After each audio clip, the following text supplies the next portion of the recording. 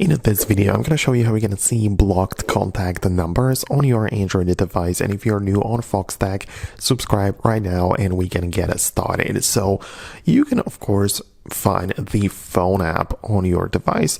I'm using, of course, the built-in one right here. So I just tap on it like this to get inside, and I have the dial pad and all of this stuff. But I want you to click on the three dots in the top right corner of the display to initiate more options, and this pulls up this little menu which lets me click on the settings. So these settings are only for the phone app, right? So the call settings right there, and at the top we have block numbers section. So when I tap on it like this, I have some settings to block unknown numbers from calling me, and some spam calls protection and so on.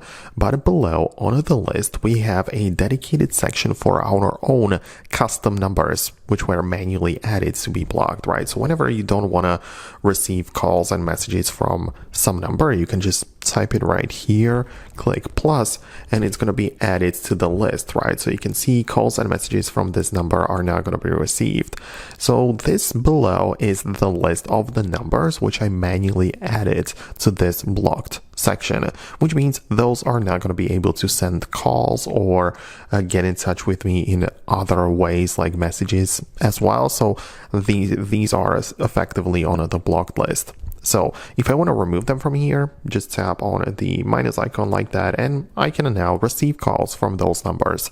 So that's a very nice and easy way to manage the numbers which are blocked and which can go through. So that is how I would do it. Let me know your thoughts and opinions below. Let me know if it worked for you as well. Thanks a lot, and I'll talk to you later in the future uploads.